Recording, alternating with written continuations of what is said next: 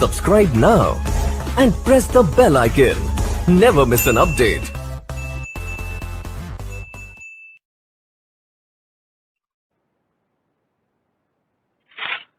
Our today's topic is discovery and analysis of web uses patterns.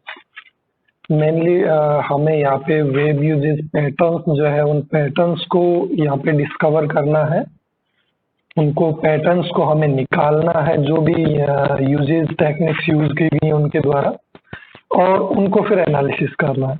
ठीक है, तो mainly अभी तक जो हमने कॉन्सेप्ट पढ़े थे तो वो सेशनाइजेशन हमने किया था, हमने मैट्रिक्स फॉर्मेट से हमने यूजर टेबल बनाई थी, पेज व्यू टेबल बनाई थी। ठीक है, इन सभी टूल्स को यूज करते हुए हम पैटर्न्स को यहाँ पे मेनली फाइंड करने वाले हैं। सबसे पहले इसका इंट्रोडक्शन देखते हैं, हम क्या क्या पढ़ने वाले हैं हम इसके अंदर। The type and level of analysis. देखो, सबसे पहले तो डिस्कवर क्या करना है हमें और ये होता क्या है। Type and level of analysis performed on the integrated usage data. Integrated usage data मतलब जो भी यूज टेक्निक्स यूज की गई है, जो भी यूजर्स ने एक्सेस किया है। इंटीग्रेटेड ऑब्वियसली होगा, जरूरी नहीं एक वेबसाइट को एक टाइम में एक ही यूजर एक्सेस कर रहा होता है, तो ऑब्वियसली डेटा जो है वो हमारा इंटीग्रेटेड होता है। Depends on the ultimate goal of the analyst and the desired outcomes. अब हम एनालिसिस तो करते हैं, पर एनालिसिस देखो, वैसे जितना भी डेटा होता है सारा का सारा डेटा इंपॉर्टेंट होता है। ठीक है, बट हम कहते हैं कि डेटा में और इंफॉर्मेशन में कुछ डिफरेंस होता है। इंफॉर्मेशन क्या होती है, जो प्रोसेस डेटा होता है वो इंफॉर्मेशन होती है, बट जिस डेटा में से आपने उस डेटा को प्रोसेस किया है, जिसको इंफॉर्मेशन के रूप में आप ट्रीट कर रहे हो, क्या बाकी बचा हुआ डेटा यूजफुल नहीं है? नहीं, वो यूजफुल है, बट वो किसी दूसरे पॉइंट ऑफ व्यू से यूजफुल है। जिस पॉइंट ऑफ व्यू से आप वहां पे डेटा को प्रोसेस कर रहे हो, उसके पॉइंट ऑफ व्यू से जो डेटा उससे रिलेट करता है वो वहां पे इंफॉर्मेशन बन जाती है। तो डेटा हमेशा जितना भी होता है सब यूजफुल होता है, बट डिपेंड करता है कि आप किस गोल को अचीव करने के लिए उस डेटा को एनालिसिस कर रहे हो।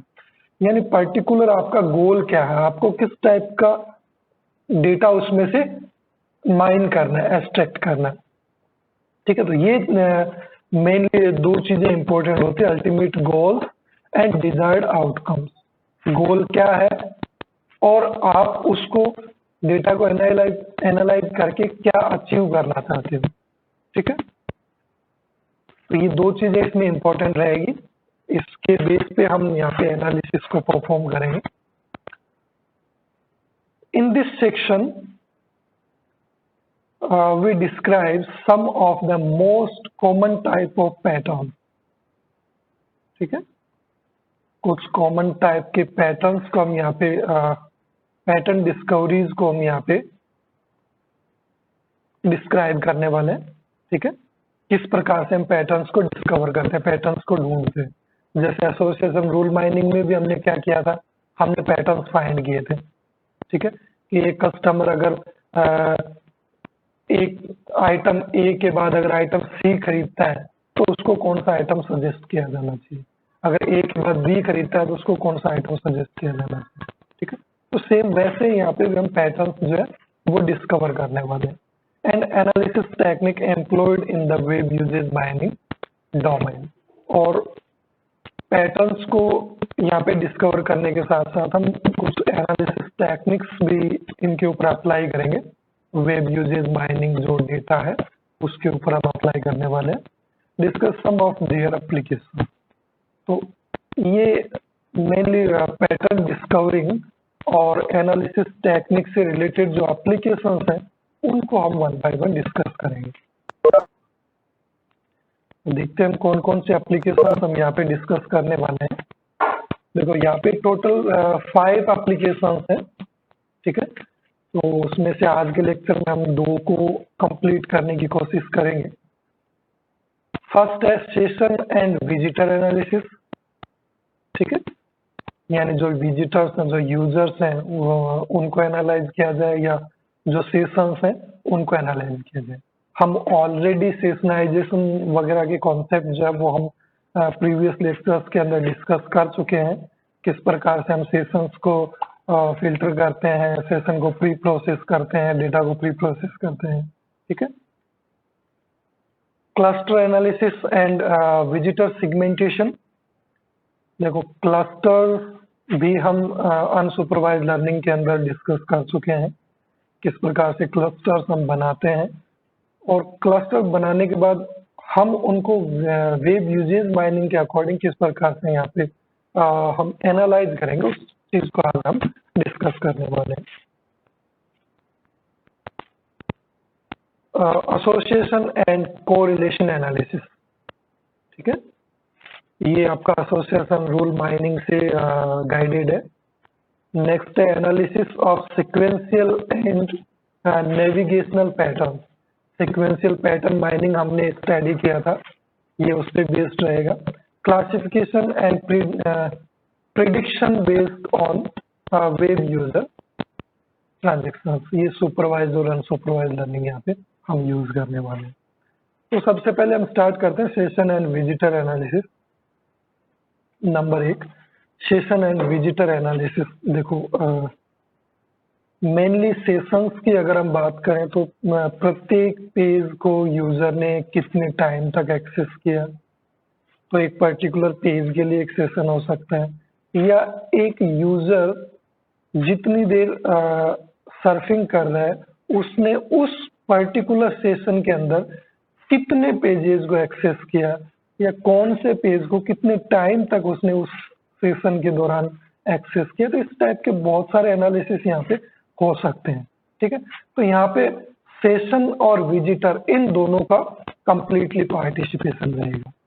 ठीक है, दो ही चीजों पे हम यहाँ पे वर्क करने वाले हैं, यूजर और यूजर के द्वारा जितना टाइम दिया गया है किसी पेज को। ठीक है,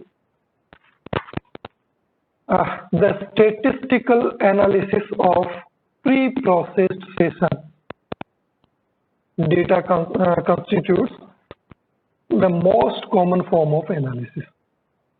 ठीक है, यानी जो सेशंस जो होते हैं यूजर्स के, मेनली हम उनको प्री प्रोसेस करते हैं कि किस प्रकार से कितने पर्टिकुलर पेजेस के लिए कितना सेशन काउंट किया गया है ना। सेशनाइजेशन में हमने देखा था, हम मैट्रिक्स फॉर्म के अंदर अरेंज करते हैं, एक तरफ हमारे सेशंस होते हैं, एक तरफ हमारे पेजेस होते हैं ना, कौन से पेज को कितनी देर विजिट किया, कौन से पेज का रेफरेंस कौन है, यानी पेज ए से हम पेज बी पे गए या पेज ए से हम पेज सी पे गए, है ना।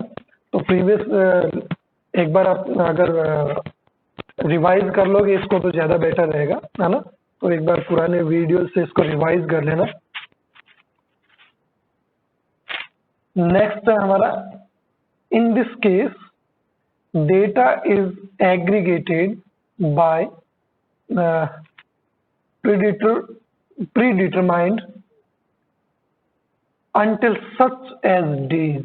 देखो, मेनली इस टाइप के केसेस जो होते हैं जिसके अंदर हम सेशन और विजिटर्स को फोकस करते हैं, और जो मेनली जो डेटा हमारे पास होता है वो कंप्लीटली सेशनल डेटा होता है।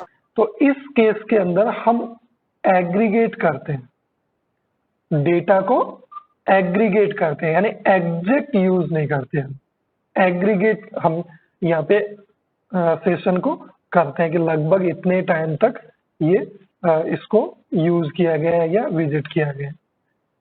बाय प्री डिटरमाइंड यूनिट्स, पहले से डिफाइन की गई यूनिट्स के द्वारा, है ना, पहले से निश्चित की गई। सच एज डेज, ठीक है, कितने डेज यूज किया गया, या सेशंस, या विजिटर्स, या डोमेन्स, है ना। ये अलग अलग कॉन्सेप्ट हो सकते हैं किसी भी डेटा को एग्रीगेट करने के लिए। ठीक है,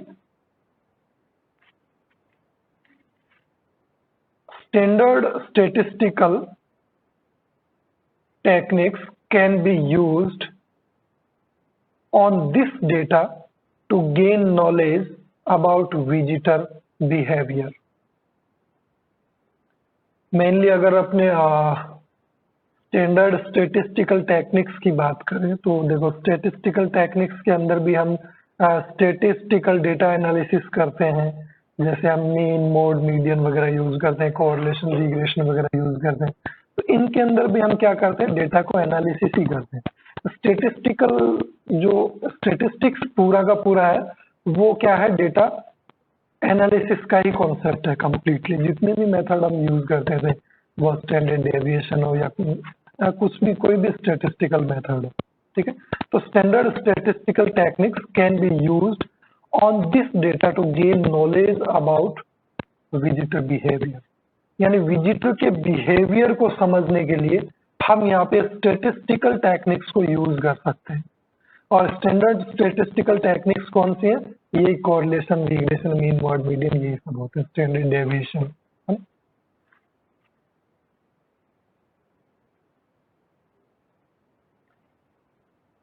This is the approach taken by most commercial tools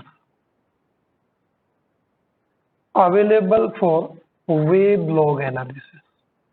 जो web log analysis methods available है, कॉमर्शियल टूल्स जो अवेलेबल है, वो सभी के सभी इसी अप्रोच का यूज करते हैं। जो लॉग बेस्ड प्रोसेसिंग करते हैं, है ना, कॉमर्शियल टूल्स जो मेनली डेटा माइनिंग के लिए यूज किए जाते हैं, तो वो सभी के सभी सेशन एंड विजिटर एनालिसिस पे फोकस करते हैं। Reports based on this type of analysis may include information about most frequently accessed pages। ठीक है, इसमें किस टाइप के इंफॉर्मेशन को यहाँ पे इंक्लूड किया जाता है इस टाइप के एनालिसिस के अंदर। देखो, मोस्ट फ्रीक्वेंटली एक्सेस्ड पेजेस, यानी कौन से ऐसे पेजेस है जिनको बहुत ज्यादा टाइम से यूज किया गया, मोस्ट फ्रीक्वेंटली यूज किया गया। एवरेज व्यू टाइम, और अब मान लो ऐसा भी हो सकता है कि एक पेज को एक एक मिनट के लिए 10 बार विजिट किया गया, और वहीं एक पेज ऐसा भी है जिसको 2 घंटे तक कंटिन्यू विजिट किया गया, है ना। तो यहाँ पे हम बायस सिस्टम यूज नहीं करने वाले, हम सबको इक्वल लेके चलेंगे, ठीक है। बार बार यूज किया गया, बार बार विजिट किया गया, वो भी कहीं ना कहीं इंपॉर्टेंट है, तभी उसको 10 टाइम्स एक सेशन के अंदर विजिट किया गया। और किसी पेज को अगर ज्यादा टाइम दिया गया, चाहे विजिट उसको एक बार भी किया गया, वो भी इंपॉर्टेंट है, इसीलिए उसको उतना टाइम दिया गया। So average view time of A page is also important, ठीक है। एवरेज व्यू टाइम हम यहाँ पे कैलकुलेट करेंगे मेनली। और इसके अलावा किसको कंसिडर किया जाता है, average length of path through a site, ठीक है। लेंथ ऑफ पाथ का मतलब है किस पेज से आपने किस पेज पे मूव किया, ठीक है। कितने पेज के बाद आपने इस पेज को एक्सेस किया, तो वो आपका पाथ होता है ना। ये हम ऑलरेडी डिस्कस कर चुके हैं प्रीवियस लेक्चर्स में, लेंथ पाथ को। कॉमन एंट्री, है ना, कॉमन एंट्रीज को भी हम कंसिडर करते हैं, एंड एग्जिट पॉइंट्स। और प्रत्येक पेज को जब हमने एग्जिट किया तो एक्चुअली हम वहां से एग्जिट करके कौन से पेज पे मूव कर रहे हैं, हम डायरेक्टली उसको क्लोज कर रहे हैं या हम वहां से किसी दूसरे पेज पे मूव कर रहे हैं। तो एग्जिट पॉइंट्स और are also important, and other aggregate measure, और कुछ और भी अकॉर्डिंग टू रिक्वायरमेंट्स हम यूज करते हैं।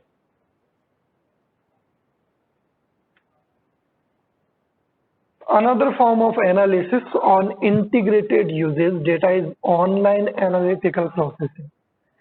इसी के अंदर दूसरी अप्रोच ये हो सकती है कि हम OLAP यूज करें, जो कि वेयर हाउसेज जो होते हैं, डेटा वेयर हाउसेज जो होते हैं, उनके ऊपर हम पुराना जो डेटा होता है उनको हम एनालिसिस करने के लिए टेक्निक्स को यूज करते हैं, ठीक है। तो OLAP भी फेमस टेक्निक है जिसको मेनली डेटा वेयर हाउसेज पे यूज किया जाता है।